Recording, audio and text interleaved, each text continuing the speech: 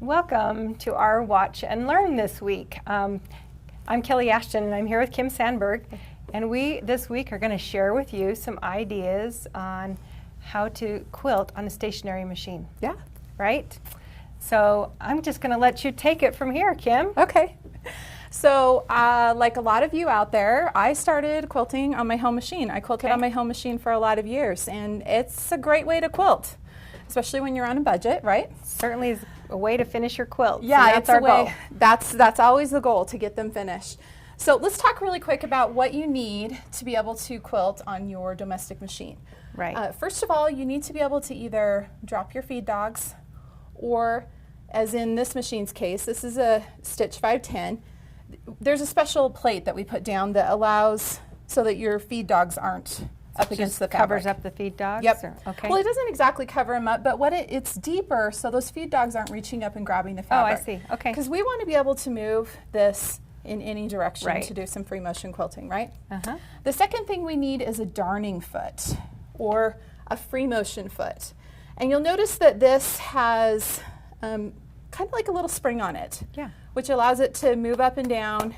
It doesn't stop the fabric at all as you're moving. Okay. So it's just like the foot on our Longarm machine. exactly, exactly. Yep. It hops. Exactly. So those are the two things you need. Okay. The other thing that's really nice to have is some kind of an extension table, so that you have a bigger area that you can keep your a hands. surface to move your quilt across. Yeah, that it's flat. Because Yeah. if you're just doing it on this throat here, you just don't have as much room to move. I can see that. So when you're quilting on your home machine, you can start out exactly the same way that you would on one of our Longarms. But first of all, you have to baste your quilts. Okay. So there's a few different ways to baste quilts. We can do spray basting, we can use safety pins, or like on this quilt here, you can actually baste it with your machine just using a really long stitch. Sure. That makes it fast and easy. Yeah, yeah, Right. it's definitely fast. Safety pinning, it takes quite a while, but it's a nice sit on the floor, relax, listen to some music, whatever. I've seen all kinds of gadgets out there that allow Yeah. you to baste, and Exactly. and these seem to be you talked about spray basting. Yeah, spray basting. Pin basting, Yeah. or basting with a machine. Those are the three probably most common ways to baste. Absolutely, So, yeah. absolutely, yep. Okay. And once you've gotten it basted and ready to go, you can start stitching. So can I ask a question really fast? Yes. How much bigger does my back need to be than my quilt top when I'm going to quilt on a stationary machine? So when you're quilting on like your home machine, a couple of inches is probably okay. Okay. That totally works. If we're quilting on, like, for example, the Capri, because of the sensors we have, we really want that extra 4 inches all the way around. Okay. Just like we would on our regular Longarms. Okay. And to be perfectly honest, I really like having those few extra inches in there. It gives you a little extra room to practice on, or it just gives you, it's kind of like having a security blanket around those edges there. It's just a little extra for comfort. Okay. Also, you're going to trim it when you get done, and so that fabric, it's not like that fabric's wasted. You can always use it. Well, you can use it binding if you need to. Exactly, exactly. And you know that it goes around the perimeter of the quilt because that's where it is.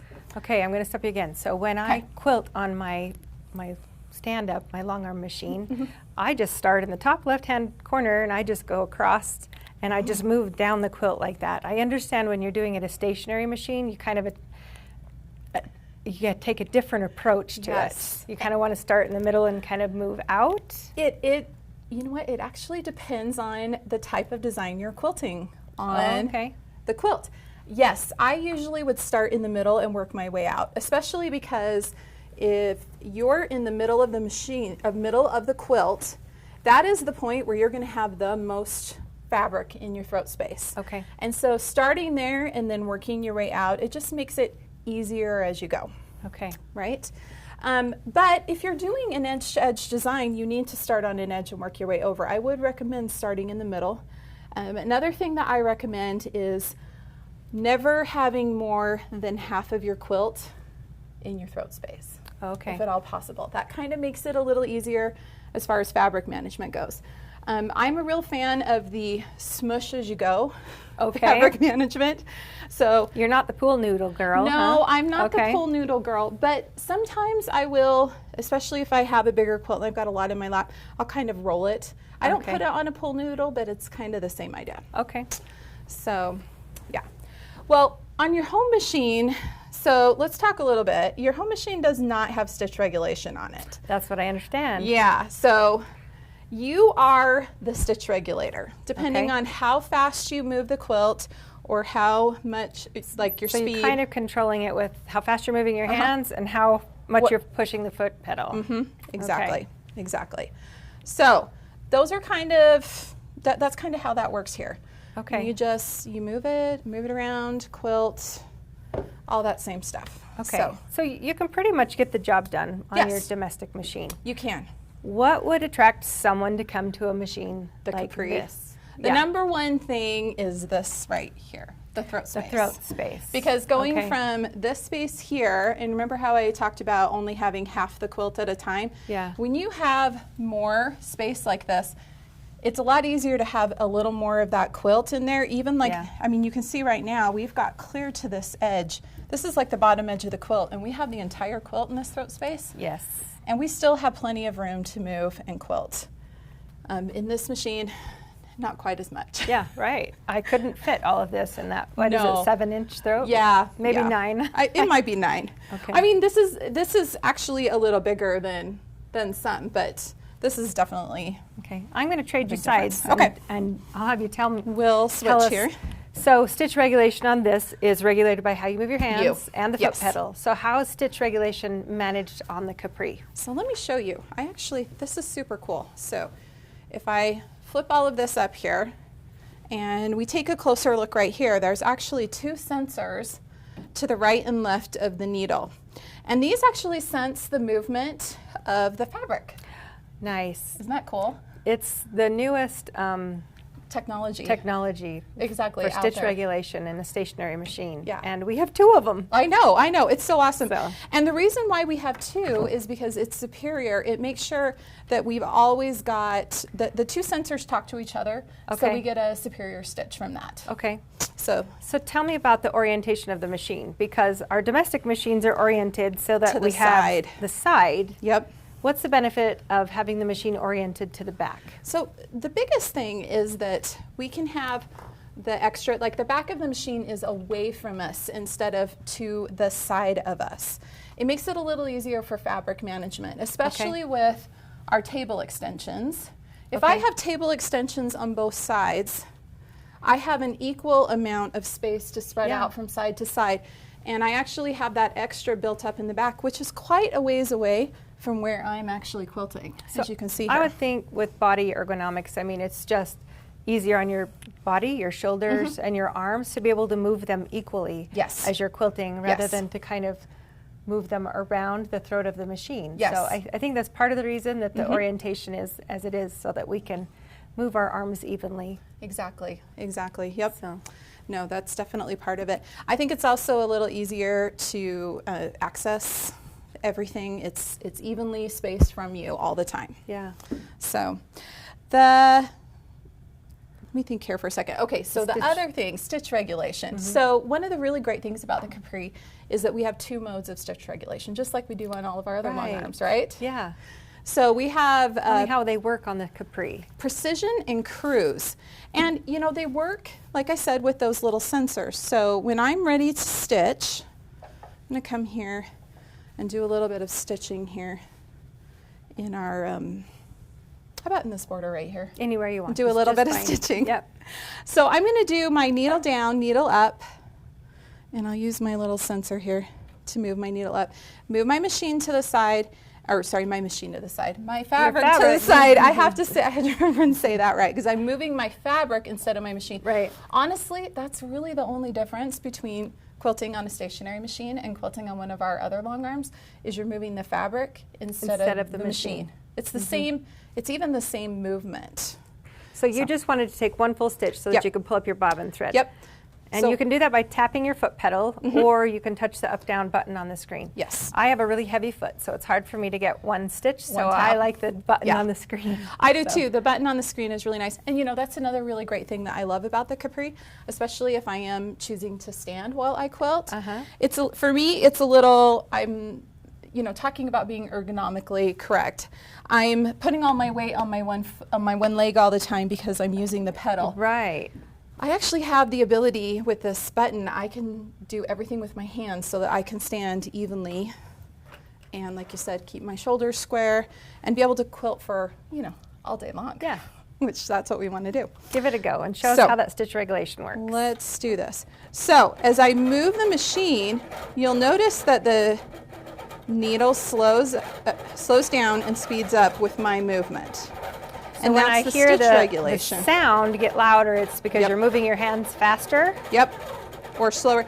And it also has to do with not just how fast I'm moving my hands, but how fast, where I am in that stitch pattern. So for example, you find when you are stitching like this, or even on your other long arms, when you're stitching around a circle, there's always a part of the circle where we kind of tend to take off, right? Yeah, we go fast. And so this compensates beautifully for that. You can see that my stitches look, they look really great.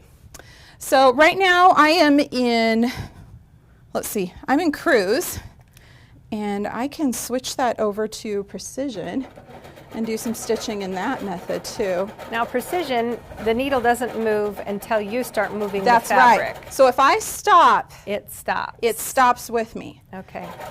Whereas with cruise, it is just going to keep on stitching. So and do you have a preference? Do you choose one over the other? You know what? It depends on what I'm doing with my quilting. Okay. I really like cruise when I'm doing designs that have points like stars or hearts, because I make sure and get that extra stitch right at that point.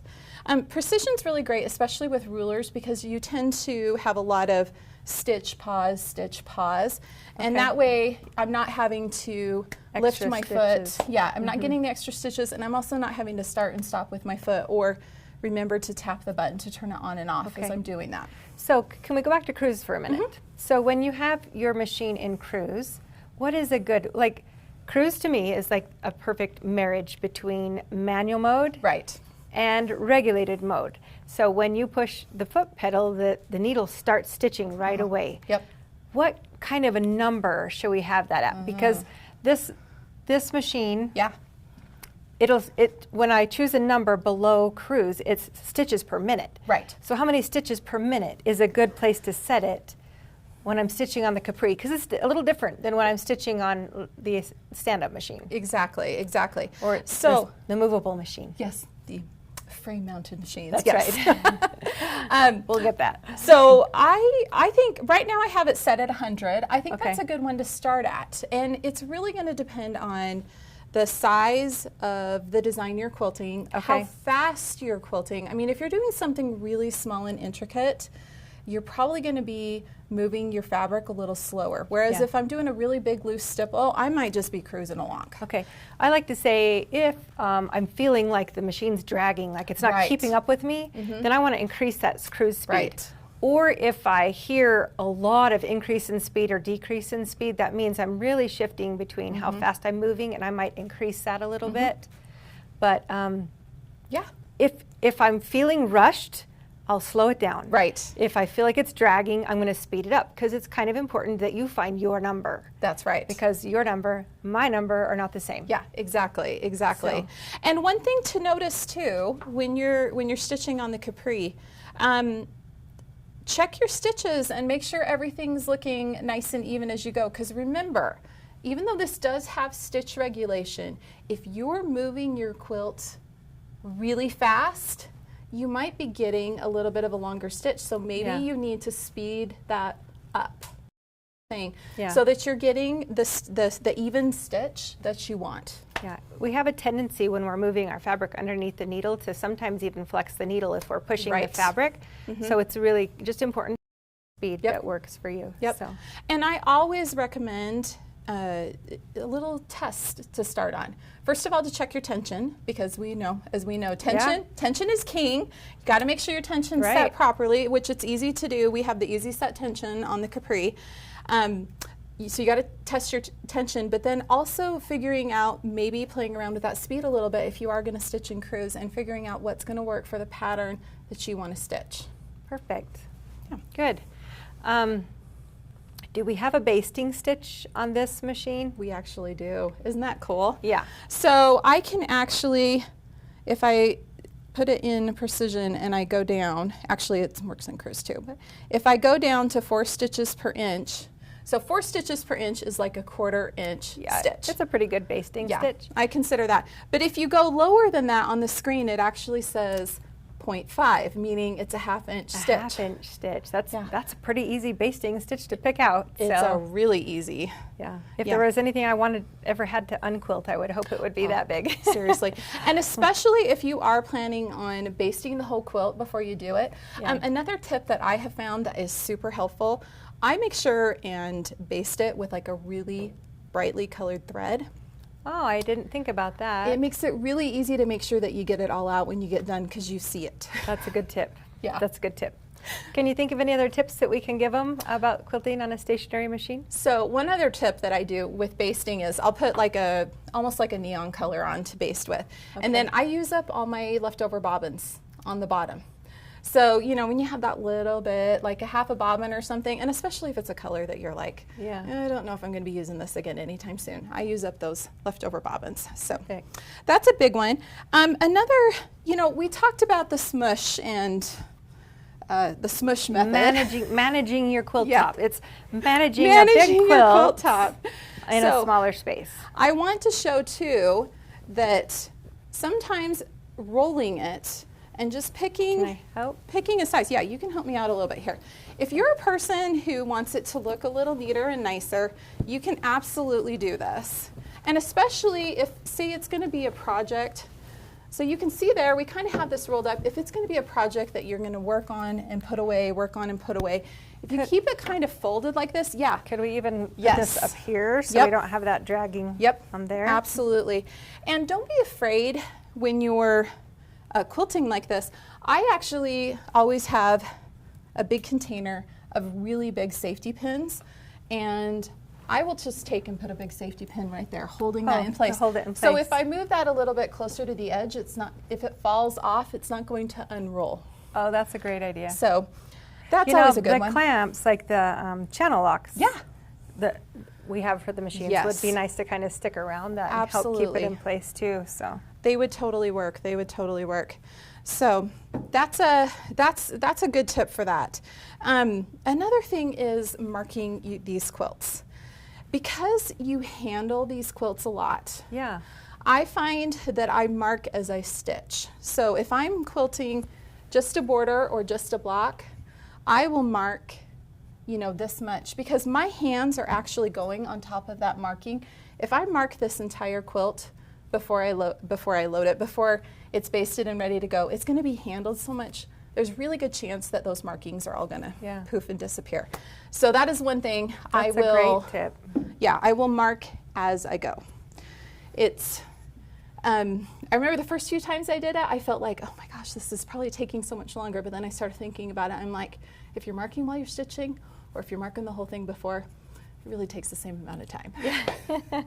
Plus, if you're marking as you're stitching, it gives you an opportunity to plan out your stitch path. Yeah. So kind of practicing that stitch before you start going. And I know when I've stitched on the sit-down machine or the stationary machine, it's kind of important to just take an element at a time. Yes, yes. I absolutely. We have to just do what's in our hands. Yes, yes. That is one thing. So when I was learning how to do this, this was suggested in one of the books I read. You take the kind of picture frame approach, and you hold your hands up like this. Okay. And that is how much you're going to stitch at a time before you stop stitching, and then you're going to slide the fabric over, and then you're going to move on to that next chunk. Because as you noticed, even where I did right there, as I move it over, I'm going to get some wrinkles and creases, and I need to smooth everything out before I start stitching again. So just kind of remember that approach of about this much at a time. What did you call it? A window frame? Window frame, yeah. Okay. Or think I of like that. when you're taking a picture, frame, getting a picture picture. frame. Yeah, Yeah, window that's frame. a good idea. So that's how much you're stitching at a time. Another thing, a few other things that are really helpful. We do have our sweet spots or the paddles, which are really great. They actually help put a little weight on the quilt so that you don't have to push down and put as much weight to make everything move. Plus they're grippy. When I try it, I like to just kind of grab hold of it and make it go. Is that how you do it? But look what happens to the fabric when you do that. We're not keeping everything That's not nice right. and flat. So if you're doing it correctly, Yeah. and if you'll notice, this table surface is it so just smooth. glides across it. So it's important if you just kind of have soft hands. Yep. I still am not very good at it, so I love the sweet spots because they help to grip it. Since I'm not supposed to grab a hold of the fabric, it kind of grabs it for me. It does. Plus, especially with the paddles, these are heavy.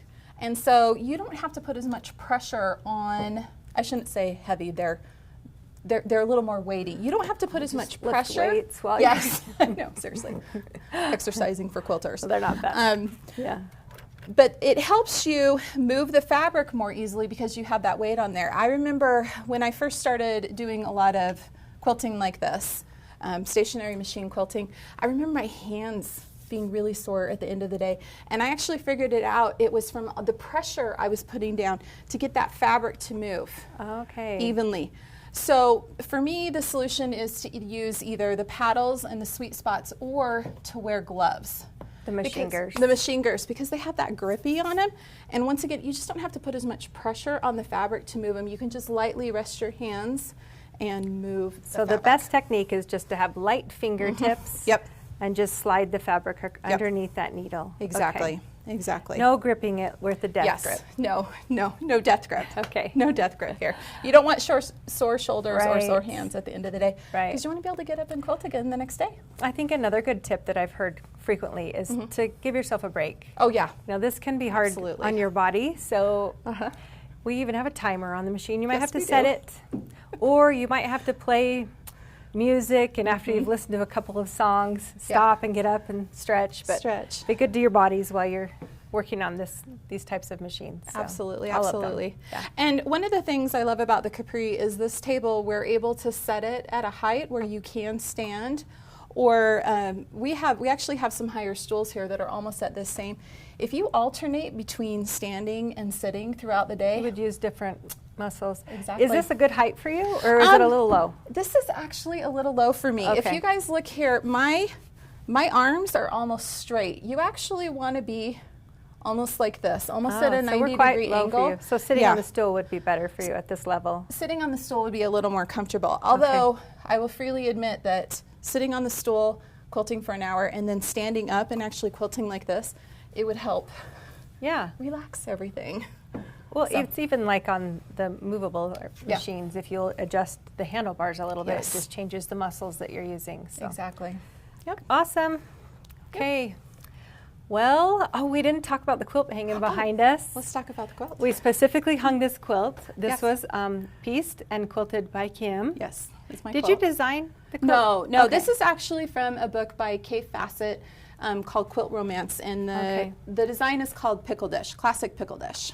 We've shown it once before, but it's one of our favorites. But we chose it because Kim had quilted this on her stationary machine, so it was kind of a perfect fit for what we're talking showing about today. Yeah, and you can quilt any size quilt, any pattern. This one I did a lot of marking, and I don't think I did any really straight lines on here. Everything's got curves. So I like you it. can do all that on the stationary machines. Great. Well, I hope you enjoyed your time with us today. It would be great if you'd give us a thumbs up on the video, subscribe to our YouTube channel, Right. and just have some fun quilting this week.